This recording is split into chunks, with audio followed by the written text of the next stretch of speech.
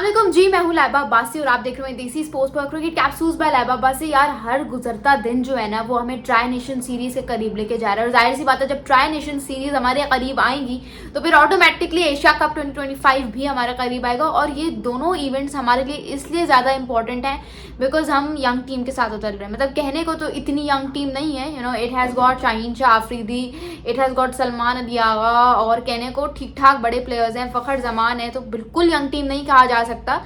लेकिन वो इसलिए क्योंकि बाबर और रिजवान नहीं है इस टीम में, तो फिर थोड़ा सा डर लग रहा है कि यार जीत पाएंगे या नहीं जीत पाएंगे या क्या करेंगे दोनों इवेंट्स में जाके, कुछ नहीं पता।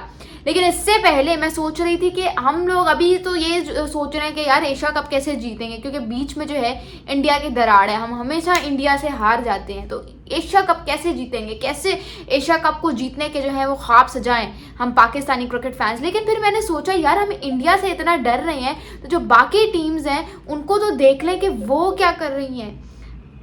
Sorry for that interruption. मैं सोच रही थी, मतलब एक this just cross my mind, this thought actually cross my mind कि जो बाकी टीम्स हैं यार उनके स्क्वाड्स तो चेक करूं।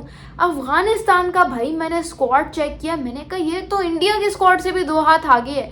मतलब अफगानिस्तान इतना तगड़ा स्क्वाड, मतलब मैं कह रही हूँ स्पिनर्स देख लो, ऑलराउंडर्स देख लो, बैट्समैन देख लो, फास्ट बॉलर्स देख लो, एक से एक बढ़कर जो प्लेयर है इन्होंने अपने स्क्वाड में रखा हुआ है। अब आप लोग सोच रहे होंगे कि यार ऐसा भी क्या है उनके स्क्वाड में जो ये बंदी पागल ही हो गई है। तो मैं आप लोगों को बताती हूँ कि भाई उनका स्क्वाड मैं आपको पढ़ के सुनाती हूँ। दरवेश रसूली, ओ माई गॉड बैटर है ये, ओ माई गॉड बैटर, ठीक है। अभी आप इसको देखोगे तो आपको पता चलेगा। और ये ऐसे ही नहीं आया भाई, ठीक ठाक मेहनत करके आया है। इमर्जिंग एशिया कप में आप देख लो। Ibrahim Zadran, oh my god, मतलब आपको पता है इब्राहिम जादरान के बारे में, I don't need to remind you, he was also the ICC cricketer of the year in one day format में। तो भाई बहुत ज़बरदस्त। मोहम्मद इसहाक, ठीक है। रहमानुल्लाह गुरबाज, भाई आईसीसी ने जो एक टीम प्रपोज करता है ना आईसीसी, उस टीम में था रहमानुल्लाह गुरबाज। सिद्दीकुल्लाह अतल, इसका भी मुझे आपको ट्रैक रिकॉर्ड बताने की ज़रूरत नहीं है। He is also a very amazing, a very fiery batsman, ठीक है।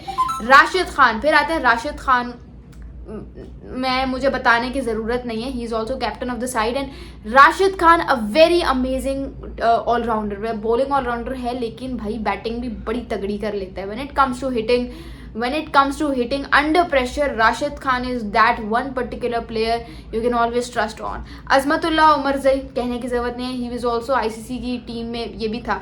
गुलबदीन नाइब बहुत तगड़ा ऑलराउंडर है। करीम जन्नत, मोहम्मद नबी, बताने की ज़रूरत नहीं है। शराफुद्दीन अशरफ, फरीद अहमद, फजल फारूकी, अल्लाह गजनफर, मुजीबुर रहमान, नवीनुल हक, नूर अहमद। भाई आप इनकी टीम चेक कर रहे हो, आप मतलब सोच रहे हो कहाँ पे ये लोग लैग कर रहे हैं, कोई ऐसा स्पॉट आपको लग रहा है? मैं कहती हूँ कोई ऐसा डिपार्टमेंट नहीं है जहाँ पे मुझे लग रहा हो थोड़ा सा भी कि भाई अफगानिस्तान कैन लैक हियर। कोई ऐसा डिपार्टमेंट नहीं है। Like trust me over here, मतलब बहुत तगड़ा स्क्वाड है। आप उनके स्पिनर्स उठा के देख लो, आप उनके फास्ट बॉलर्स उठा के देख लो, उनकी बैटिंग कोई 7वें 8वें नंबर तक आ रही है।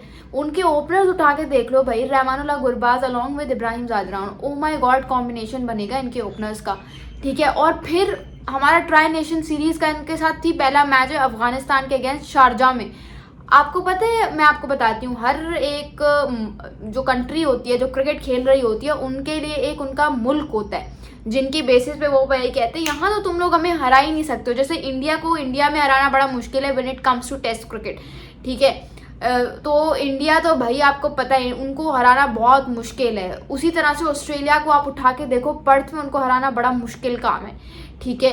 पर्थ उनका कहते हैं, पर्थ कह लो, गाबा कह लो, तो इसी तरह से इंग्लैंड का हम कहते हैं कि भाई इंग्लैंड को इंग्लैंड में हराना बहुत मुश्किल है। श्रीलंका को श्रीलंका में हराना बहुत एक बड़ा मुश्किल काम है। कहते हैं कि भाई जिसने श्रीलंका को श्रीलंका में हरा दिया उसने तो भाई फतह कर लिया मैदान। लेकिन उसी तरह से कहा यह जाता है कि भाई अफगानिस्तान को शारजा में हराना बच्चों का खेल नहीं है। अफगानिस्तान को शारजा में हराना एक बहुत बड़ा मुश्किल टास्क है। इट्स बिकॉज अफगानिस्तान जो है ना शारजा के शेर हैं। And when it comes to this spin bowling department ना, तो वो शारजा में अलग ही उसको कोई विंग्स लग जाते हैं। वाकई फिर वो शाहीन शाह अफरीदी, वो शाहीन शाह अफरीदी नहीं रहते शारजा में, फिर शाहीन जो है ना, शाहीन के पर वो अफगानिस्तान के स्पिन को लग जाते हैं। और आप देखें इनका जो ये स्क्वाड मैंने आपको बताया, इसमें मोहम्मद नबी स्पिन ऑलराउंडर, इसमें राशिद खान स्पिन ऑलराउंडर, इसमें नूर अहमद इतना तगड़ा स्पिनर। अगर आप समझ लें जैसे आपका पाकिस्तान का सुफियान मुकीम है ना, whenever you hand him the ball, ठीक है, तो वो आपको मैच में वापसी करवाएगा, उसी तरह से उनका नूर अहमद है। बल्कि नूर अहमद शायद सुफियान मुकीम से और भी ज़्यादा बेहतर है, because he is amazing, he is super amazing. And even when you talk about him in the IPL, जब वो चेन्नई सुपर किंग्स के लिए खेलते हैं तो उसमें भी नूर अहमद बड़ा तगड़ा है। तो भाई नूर अहमद ये चीज़ है स्पिन में। फिर आप बात करो अल्लाह गजनफर, वो भी बहुत ज़बरदस्त स्पिनर है। मुजीबुर रहमान, इवन मुझे तो ये लग रहा है कि अभी बहुत सारे ऐसे प्लेयर्स हैं जिनका शायद अफगानिस्तान सोचेगा यार इनकी टीम में जगह कैसे बनाए, इनको कैसे एडजस्ट करें, कहाँ पे एडजस्ट करें, ठीक है। फजल उल फारूकी नए बॉल के साथ ही इज़ अनप्लेएबल, ठीक है, वो बंदा नए बॉल के साथ हाथ में ही नहीं आता। अभी तो आप सोचो 50 ओवर, जब ऑस्ट्रेलिया जैसी टीम्स अफगानिस्तान के आगे 50 ओवर में डगमगाना शुरू हो गई, तो सोचो ये तो फिर T20 क्रिकेट है। T20 क्रिकेट में it is only about 20 overs, और 20 ओवर्स में भी 16 ओवर्स तो सीधे सीधे मोहम्मद नबी, राशिद खान, नूर अहमद के बनते हैं। ज़्यादा से ज़्यादा आप कर लो मुजीबुर रहमान, अगर ज़्यादा स्पिनर्स के साथ जाना हुआ उन्होंने, बट फजल उल फारूकी अगर आप 4 स्पिनर्स को देखो तो फिर इनके कोई बनते हैं 16 ओवर्स, क्योंकि हाँ 16 ओवर्स बनते हैं। और अगर 3 को भी देखो तो कितने बनेंगे, 12 ओवर्स। और फजल उल फारूकी एक वो पेसर जो होगा वो तो भाई अनप्लेएबल बनता है। आपका रज़बतुल्लाह उमरज़ई की, मतलब इसको बैटिंग ऑलराउंडर कहो तो भी ठीक है, बॉलिंग ऑलराउंडर कहो तो भी ठीक है, क्योंकि इसके साथ आप कोई एक टर्म नहीं लगा सकते। आप ये नहीं कह सकते he is only bowling allrounder, या आप ये नहीं कह सकते he is batting allrounder. Batting भी बड़ी तगड़ी करता है और बॉलिंग भी बड़ी तगड़ी करता है, so you can always trust him on him for the bigger occasions, ठीक है। तो मैं ये सोच रही थी कि भाई हम इनसे लड़ेंगे कैसे। आप ये सोचो ना कि पहले 7 से 8 बैट्समैन में ही इनके 4 से 5 बॉलिंग ऑप्शंस निकल आते हैं, तो फिर वहाँ से आप सोचते हो यार हम अफगानिस्तान को कैसे हराएंगे। वहाँ से आप सोचते हो कि यार हमारे पास कौन है, मतलब ऑब्वियसली हमारे पास भी हैं शारजाह में, उनकी स्पिन को अगर हमने टैकल करना है तो हमारे पास भी स्पिन फॉर्मूला है, you know, spin to win जो आकिब जावेद ने निकाला था। हमारे पास सुफियान है, अबरार है, मोहम्मद नवाज है। लेकिन यार आप खुद दिल पे हाथ रख के बताओ मुझे सब, क्या अफगानिस्तान के स्पिनर्स और पाकिस्तान के स्पिनर्स का कोई मैच है? नहीं, सच दिल पे हाथ रख के बताओ। हमारे जैसे फास्ट बॉलर्स हैं ना, वो सेना कंडीशंस में, उन बाउंसी ऑस्ट्रेलियन कंडीशंस में बहुत अच्छा करते हैं, मैंने देखा है। हारिस रऊफ की बात करो या शाहीन की बात करो, लेकिन अनफॉर्चुनेटली पता नहीं क्यों शायद हमारे स्पिनर्स को मौका नहीं मिला इतना ज़्यादा बेचारों को, या फिर पता नहीं हमें उनको ठीक से टैकल करना नहीं आया। आप देखो फैसल अकरम कितना अच्छा उसने किया है टॉप एंड में, लेकिन उसी तरह से आई एम एक्सपेक्टिंग। लेकिन अफगानिस्तान का जो भाई स्पिन डिपार्टमेंट है ना, उसका मुकाबला इतना नहीं है, ठीक है। पता नहीं, मुझे तो लग रहा है अफगानिस्तान इंडिया को भी ना हरा दे, क्योंकि इमर्जिंग एशिया कप में अफगानिस्तान ने इंडिया को हरा के टाइटल अपने नाम किया था, ठीक है। और 2023 था उसका भी ये लोग ऑलमोस्ट फाइनल सेमीफाइनल तक तो पहुंच गए थे, अगर ऑस्ट्रेलिया वाला मैच ये लोग जीत जाते।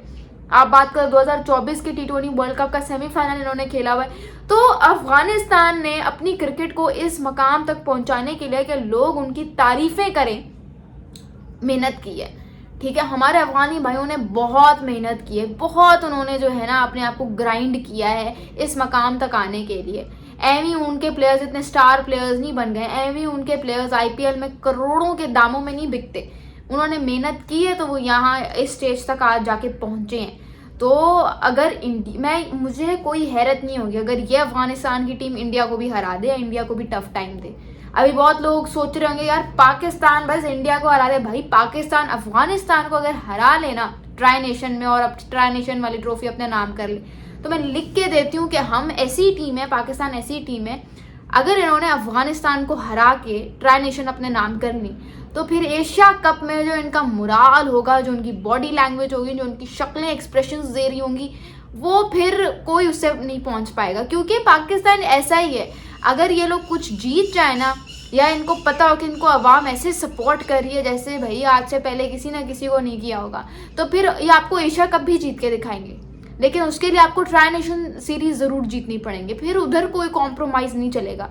ट्राई नेशन जीतो, फिर एशिया कप में आपको एक नई पाकिस्तान टीम देखने को मिलेगी। एंड आई एम होपिंग कि हम अफगानिस्तान को हराएं, क्योंकि अभी शोएब अख्तर ने भी यही कहा है ना कि देखना ट्राई नेशन अफगानिस्तान से पाकिस्तान हारेगा और फिर उसके ट्राई नेशन के एंड पे पाकिस्तान क्रिकेट टीम जो एशिया कप के लिए अनाउंस हुई है उसमें 2 चेंजेस होंगे। मतलब उनका कहना था कि बाबर और रिजवान की वापसी होगी, लेकिन मुझे इंशाल्लाह उम्मीद है कि हम ये ट्राई नेशन जो है वो अपने नाम करेंगे और एशिया कप में फिर हम अलग ही एक पाकिस्तान क्रिकेट टीम आपको देखने को मिलेगी। और फिर इंडिया क्या है भाई, अगर हम अफगानिस्तान की इतनी तगड़ी टीम को हरा लेंगे तो इंशाल्लाह इंडिया को भी हम आराम से हरा लेंगे। What you guys have to say मुझे कमेंट्स में जरूर बताना। I hope I haven't missed out on anyone. If I have, do tell me in the comments below. Thank you so much. This is लैब Abbasi signing of.